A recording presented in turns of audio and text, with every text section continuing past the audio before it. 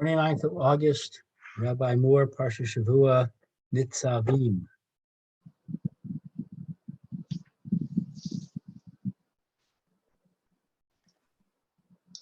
Very good. Okay. See, Yechiel is here, but he's not connected. He's incommunicado. Right. Okay.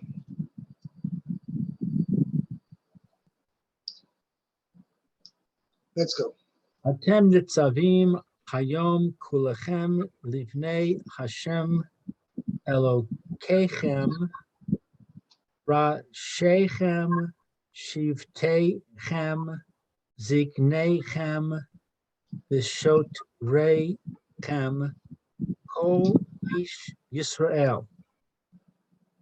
You are standing today, all of you, in front of Hashem, your God, your heads, your tribes, your elders. Okay, now this is exactly what Rashi is going to point out over here.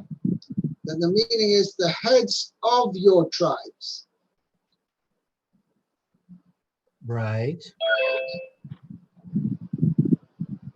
But it says your tribe. So what's the point No, of so saying we're going to the heads see in of a your second. tribes and then saying your tribes right after it? We're going to see we'll see when we do the Rashi. Rashi explains exactly by adding one letter.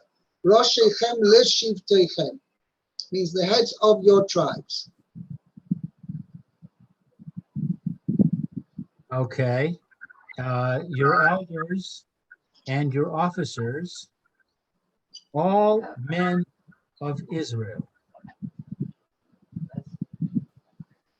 Yeah. There's a lot of redundancy in this pasuk. Sorry? There's a lot of redundancy in this pasuk. Oh, because we're going to see the pasuk's mentioning the Jewish people by hierarchy, shall we call it? Right, but it's obvious that they're all men of Israel. I don't have to say that. No, but that's what Rashi's going to say. Kodesh means the rank and file. That's what he means by Kodesh Yisrael. Well, let's see what Rashi actually says. Okay? Atem nitzavim. You are standing, hayom, today. Milamed, to teach us Sam Moshe, that Moshe gathered them, Lifnei HaKadosh Baruch Hu, in front of the Holy One, blessed. Before HaKadosh Baruch Hu. What? Then it was before HaKadosh Baruch Hu. Right. Gathered, yeah. Bayom, so on the day of his death, Right. the Hach Nisam Babris, bring them into the covenant. Right. Because this is going to say, that's Pasuk Yud Aleph tells us that. The Avrachal Bivris Hashem Lekecha V'Alaseh. So he got that out of Atem Nitzavim? No. What? But so yeah, Rashi says, what do you mean? Atem Nitzavim means you're all standing here today. Now, for what purpose? So Rashi says, that's what it says later on in Yud Aleph, Pasuk 11, La'avracha b'bris Hashem lekecha v'alaseh. In order for you to pass into the covenant of Hashem your God and his oath.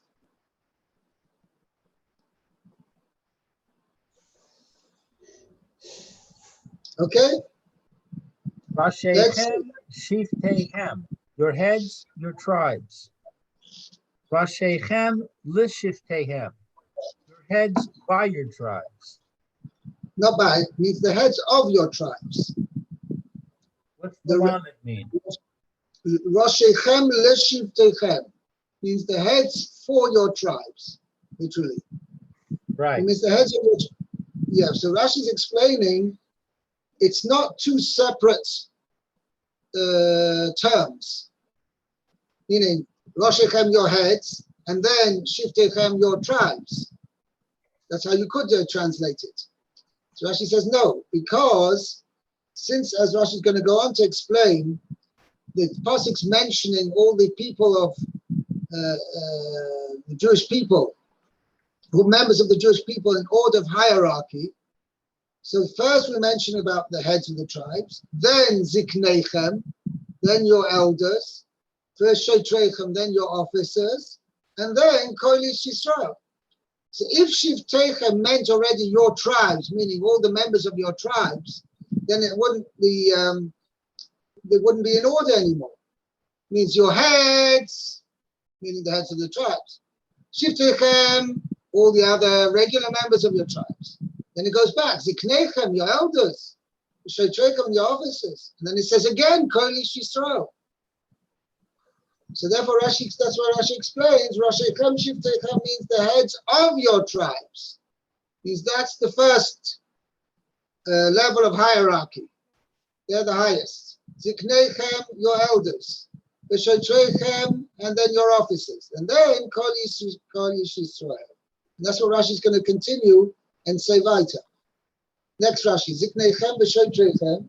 Ziknechem v'Shotrechem, your elders and your officers. Ha chashuv kodem. The more prominent, the farther ahead. Well, further ahead first. Further ahead. You mentioned the more important. What was the word you used? Actually, a good word there. Prominent. How did you say? Sorry? Prominent. Prominent, right. The more prominent members of the community first, and then followed by the, in order, by the lesser level. And afterwards, Kol Ish Yisrael, all the men of Israel. Right, which I should mention that means referring to the rank and file members of the Jewish people. Now, this translation is different from the way I translated it.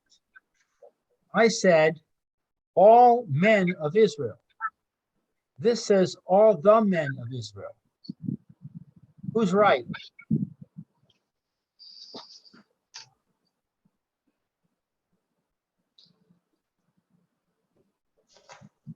I would say all men of Israel, without the definite article.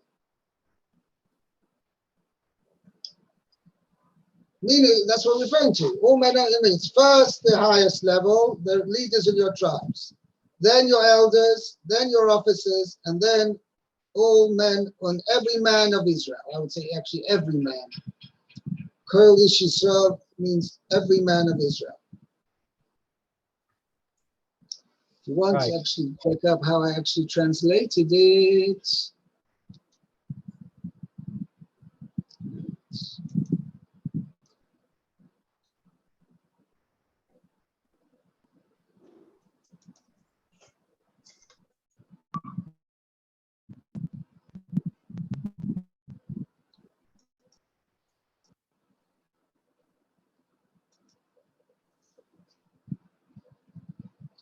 Seconds.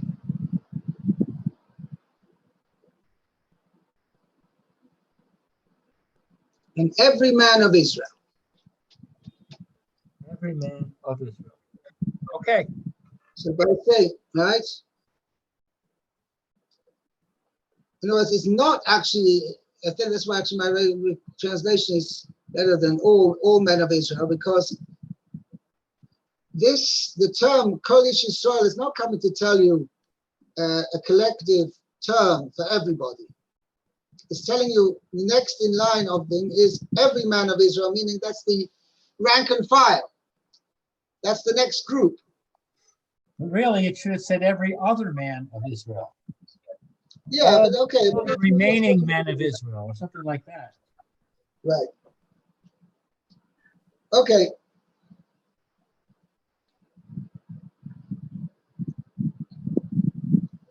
Next pasuk. We over here. Steve. Okay, give it a shot. Okay. Pasuk Yud. I'm- Chavtes. Chapter Chavtes. Pasuk Yud. yeah, that's where I am. Okay, good. Shechem, your little ones and your wives, the Gerecha and the converts, Asher B'Kerev Machanecho, that are within your camp. Mechotev Etzecha, from the woodcutters, Ad Shoev Mecho, Till your water draws. water carriers, water drawers. Okay. Actually, Shoev Memecha means your water drawers, the ones who draw the water. Okay, so these seem to be the two lowest occupations. But anyway, Now we're going to see, why does the Torah single them out when we're talking, it says, Kol Ish Yisrael, every man of Israel. You've already mentioned them, every man of Israel. yeah, well, if I was to try to give it a shot without Rashi, I would say it's talking about from the lowest class to eventually to the highest class. But anyway, Okay. in other words, the lowest class of workers perhaps are these woodcutters. But okay, Rashi, Mechotev Etzecha, your woodcutters. Malamed, this comes to teach us. Shaba'u Kananim V'Hitgayer, that Canaanites came to convert the Yemei Moshe in the days of Moshe. Kederach Shaba'u Givonim B'Yemei Yeshua, just as the Givonim came in the days. Same way as the Givonim came that in the wasn't days of Yeshua. And that wasn't such a big time separation. It was just a True. few maximum prayer. Yeah, a few years maximum. The Zehu Ha'amor B'Givonim. This is the Zehu, and this is what it said about the Givonim. V'ya'asu gam hema ba'arama. These they acted cunningly. No, they too, they too acted deceitfully, deceitfully. Okay, cunning, okay. With cunning, yeah. Moshe, and Moshe gave over to them. They made them, son of Moshe appointed them, gave them to be the water drawers. Chotve'etzim means wood choppers, and Shavei Mayim means water drawers.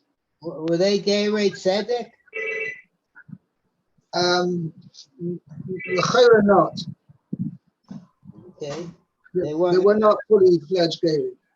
They weren't Gerei. Okay. Not fully fledged. Some had the din of Ger Toshav. Okay. See, the point is as follows. In the case of the Givonim were actually Canaanites who had pretended to come from a different country and thereby saved themselves from being wiped out. Or having to move out. Okay?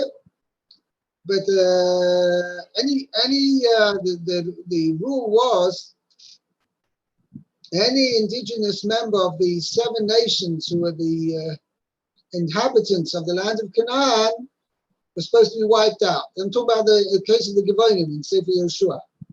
So they should have been wiped out. Yeshua should have wiped them out. Or move them But they out. pretended, one second, they pretended as if they came from a foreign country. And since they came from a foreign country, there was no obligation to wipe them out, to kill them. So this way they wanted to save their skin. Wasn't it But to wipe then- them out or to move them out? It depends. If they were willing to leave, right, then they would have told them to leave. Yes. So they were not just saving their skin, they were saving themselves having to leave. And also, right. It means anybody, all of the 7 nations, initially, before Yeshua and the Jewish people entered the land, they told them, anybody wants to leave, can leave. And in fact, it says that the Girgoshi, right, who's only mentioned rarely when in the Torah as far as enumerated among the 7 nations, Chazal said the Girgoshi actually got up and left. And they weren't harmed. Okay? Yeah, but in Anyway, actuality, we always had problems with these Canaanites who remain. that's exactly because the Jewish people did not act correctly. Kosh Baruch Hu warned them. Even those nations who seem ostensibly peaceful with you, it's not worth your while to leave them aside, leave them living in the land, because eventually they're going to be hazardous to you because they're going to draw you to serve idols, to be Oved Avodah Zarah. So Kosh Baruch Hu told him, get rid of them. That was the, but to offer them to leave, that's what we see, find by the Girgoshi, in Ochalam, the Jewish people offered them to leave and they left. Okay, upon him, the idea over here is that these nations, whoever, it says, Bo Knanim, this guy, B'mei Moshe, okay, that the Chayah would have had the din of a Ger Toshov. The only thing is, Canaanites were not entitled to be Ger Toshov because there's either one or two, either leave or get killed. But to remain in the land as residents, albeit being scrupulous keepers of the Sheva Mitzvahs B'nai Noach, but Lamaisa, their track record wasn't very good, and they were idolatrous. They served idols.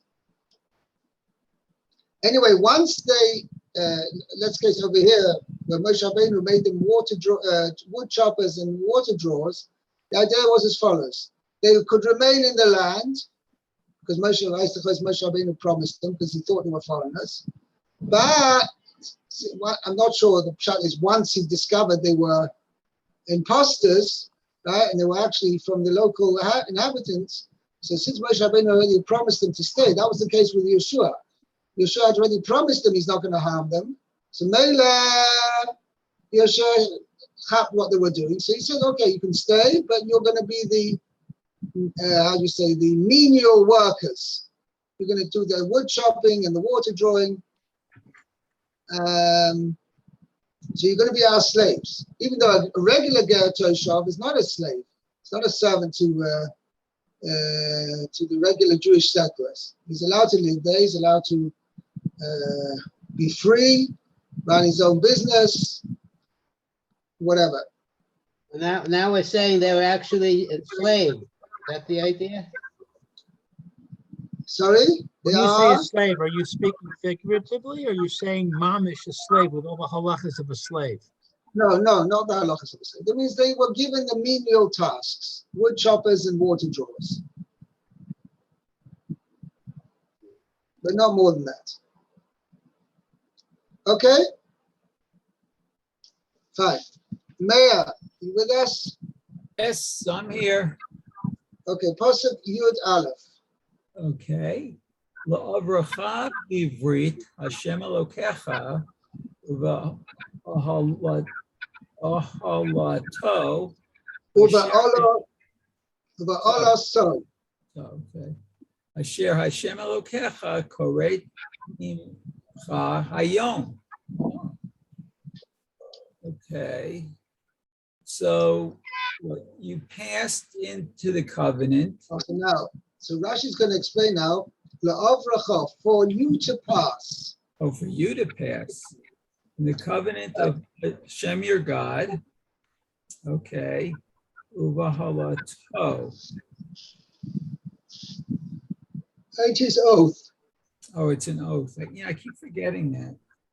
Okay. And on his oath, which Hashem your God, I guess, made a covenant with you today. Yeah, it's forming with you today. It's forming with you today. We're going to see the Lashon Koires. Rashi doesn't mention it here, but the other place in the Torah always uses the term when forming a covenant means lichrois bris. To cut literally means to cut a covenant.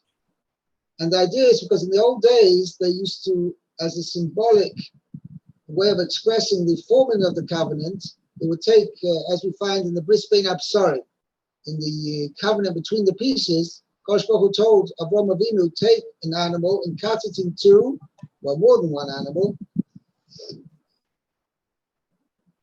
Actually, 9 animals there, Avraham Avinu was told to take, and to cut them in two, and then it would pass in between the pieces, and that would be a symbolic form of entering the covenant. Oh, okay. Okay, so Rashi, Abracha, for you pass, okay. The Yotcha over Bavrit, for you passing in the covenant, okay. Below Yitachein Lefarsho. So now Rashi is saying, La'avracha, for you to be entering the covenant. Okay. Now, what Rashi is pointing out over here is meaning that the Abracha means Kosh Baruch Hu is, or Moshe Rabbeinu is telling Klal Yisrael, the Abracha, for you to enter the covenant, or for you to pass into the covenant. Now, Rashi is pointing out that this word is an active form and going on referring to Klal Yisrael. It was order for you, Jewish people, to enter the covenant. It means you are going to be doing the action of entering the covenant. Okay? Now, Rashi is saying,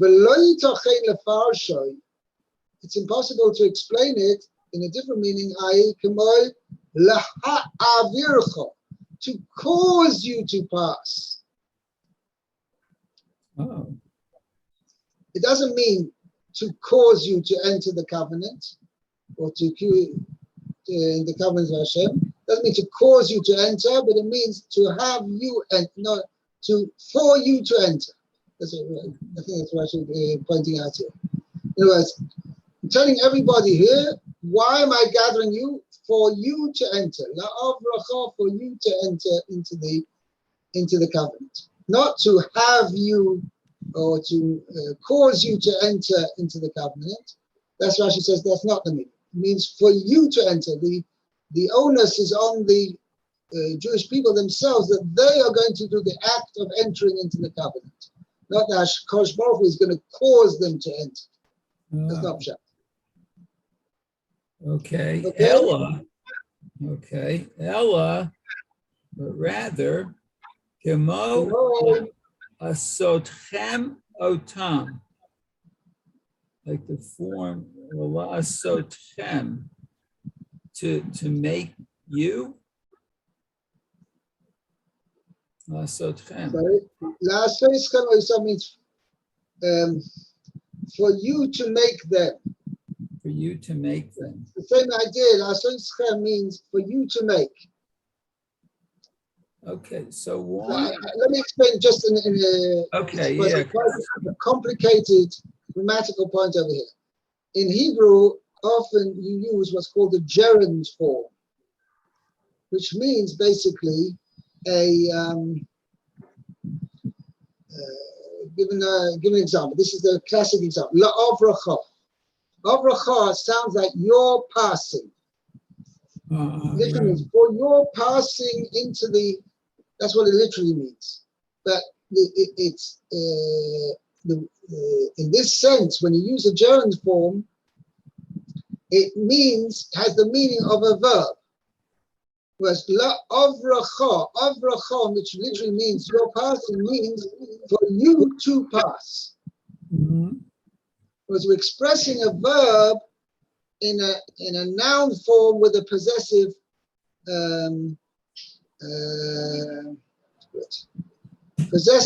pronoun. La'avracha sounds like for your passing, which really means for you to pass. Okay? Okay. Next Rashi. La'avracha. L'avracha bivrit. Oh, for you to pass into the covenant. Derech avara. The path of Avraham, I guess, is passing, huh? Yeah, Derech. it means Derech Havara. Derech Havara means this is the way of passing, meaning how they. So Rashi goes on to explain. This is where people who would form a covenant between themselves. This is what they would do. They would set up like a barrier on either side, but over in time, and they would pass in between. Oh. As we find, as it says,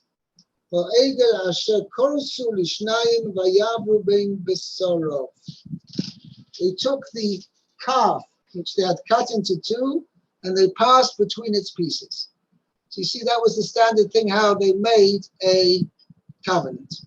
Uh-huh. I don't understand what's going on here. We already passed into the covenant.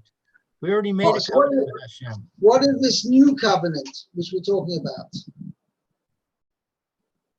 So basically, this is it's a very good question actually. Was what the Pasuk says quite explicitly. What new covenant is HaKadosh Baruch Hu forming with the Jewish people now here in Parsha Nitzavim, which is over and above what he had already, the covenant that he already formed with the Jewish people at Mount Sinai.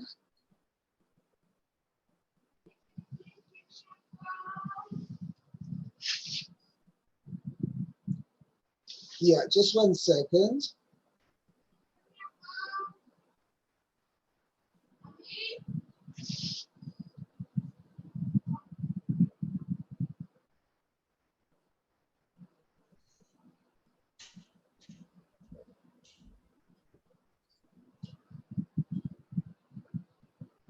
Yeah, just 1 second. Yeah, so Pashas, the reason, the idea is, till now, HaKadosh Baruch Hu had formed a covenant with Jewish people that they should keep the Torah. But it wasn't, Eretz Yisrael, the land of Israel, did not play a part in that covenant necessarily. Now, they're about to enter the land, HaKadosh Baruch Hu is telling them, if you want to hold on to be resident in the land of Israel, and to be able to be an autonomous sovereignty there, and to be able to be a nation, live as a nation there with your own government and with your own king and everything, then I'm making a condition, a precondition that you've got to make sure to keep the Torah. And if Chas v'Shalom you don't keep the Torah, you're out. So this was a special covenant vis-a-vis Eretz Yisrael, the land of Israel. So in other words, we already made a covenant to keep the Torah, but Hashem is hereby adding on to that his commitment to An additional covenant, yes. Correct.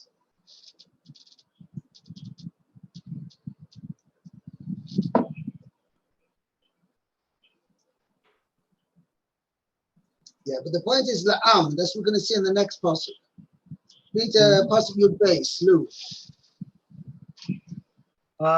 Leman Hakim Oscha Hayom Lo V'hu yeh v'cha lelohim kasher diber loch Loch, asher nishba la'avosecha le'Avraham le'Yitzchak u'le'Yaakov. So it means in order to establish you today you, for him, a people, as a people. for him, and he will be for you for a God. Like Or literally more that as a judge, actually, meaning a leader, right? A ruler. Kasher diber loch, like that, he spoke to you. not to you. The diber loch means regarding you. Regarding you? Yeah. Lach doesn't Because mean to you. Rashi mentions a few places, you never find the term Vayedaber Hashem le Moshe. Vayedaber Hashem el Moshe. El is more direct than le. And Rashi says in a few places when it says Diber loch means Rashi doesn't say.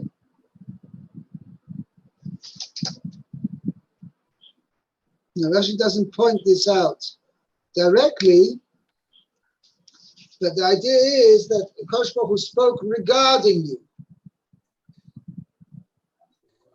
Kasher diber loch, he spoke regarding you. Okay. As that, he spoke regarding you, and as that, he swore to your forefathers, to Abraham, to Isaac, and to Jacob. Right. Okay, so going back to the Rashi, Leman Hakim Uska Hayom Lo La'am, to establish you today as a people to him. Kol Kach Hu Nichnas Lit Roach. Kol Kach is so much. He Nichnas, he entered Lit Roach, for trouble. To trouble. Means the Kosh Baruch Hu was going through this whole process of Kaviyok. I mean, it's not.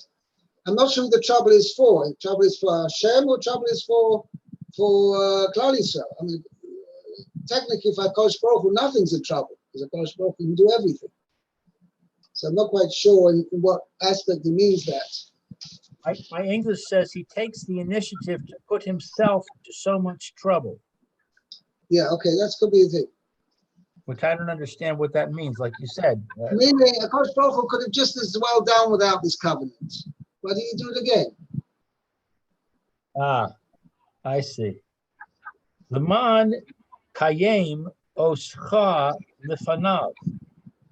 In order to establish you before him, La'am, as a people. V'hu yeh lecha le'Elokim, and he will be for you for a God. Right. Mr. Kosh Baruch Hu is now his side of the deal is that he's going to act for you as a God. The Kosh Baruch Hu will provide for us and protect us. Okay. Like that he spoke to you. Well, regarding you, he spoke regarding you. And as he swore, as he promised, as he swore to your forefathers, to Abraham, Yitzchak, and Yaakov. Below the Halif do not exchange their offspring, Uma Acheres, for another nation. Lechach hu there eschem, and therefore he binds you. Ishvu os halalu, with these oaths. Shalo sakli tuhu, that you will not antagonize him. Right. Achar shehu eno yachol lehi adel him. After he will not. Since Acha means since. Acha, this says with since he cannot separate himself from you. Oh, since, meaning because since of him, he will not be able to separate from you. Right. So elsewhere, Rashi says this a few times. In other words, Akash Baruch Hu, why is Akash Baruch Hu forcing us to make a covenant? In other words, that's what we're going to see in the Hemshah. Why is he forcing us? He's saying, you know what? Okay, a few generations they may decide to keep the Torah. The next year says, Akash Baruch Hu, it's been very nice knowing you, nice having you around. Thank you very much for what you've done for us. We're deciding and we're now leaving. We're leaving the covenant. That's it. No, Akash Baruch Hu's not letting them do that. They're going to make a covenant that the Jewish people cannot leave Akash Baruch Hu. And on the other hand, Akash Baruch Hu won't leave the Jewish people either. And why is that? Because our forefathers, Abraham, Yitzchak, and Yaakov, had such a close relationship with Akash Baruch Hu. And as a reward for that, Akash Baruch Hu said, your descendants are going to be my people. They're going to be the chosen people. So Akash Baruch Hu has an obligation to the forefathers to fulfill that promise. Now, so his descendants all of a sudden can't come along and says, okay, very nice, but we decided we were backing out. No, because Akash Baruch Hu is obliged to give a reward to the forefathers that their descendants will be the chosen people. So Akash Baruch Hu is in a quandary, Kaviyachol. If the descendants now decide to back out, what's going to be? So therefore, Akash Baruch Hu is binding them with a covenant to say, I have an obligation to your forefathers that you are going to be my chosen people, and therefore you have no choice in the matter, you cannot back out. Okay? I think what this is, Ad kan pirashti lefi pshuto shel parsha. So here Rashi says, I've explained according to the straightforward meaning of the parsha. Okay, this Medrash Haggadah will continue tomorrow, B'ezrat Hashem. Okay? Very good. I have a question for tomorrow also. And that is, you just said that Hashem made it so we can't back out. What's different with this covenant than the previous covenant? We couldn't back out of that either. That's a good point. So I mentioned this idea of Eretz Yisrael, that if they want to have Eretz Yisrael, they've got to make sure to keep all the mitzvahs. But I'm going to check up on that. The Mefarshim do speak about it, what this new covenant is. Thank you. Very good. Have a great day. Okay, be well. Be well.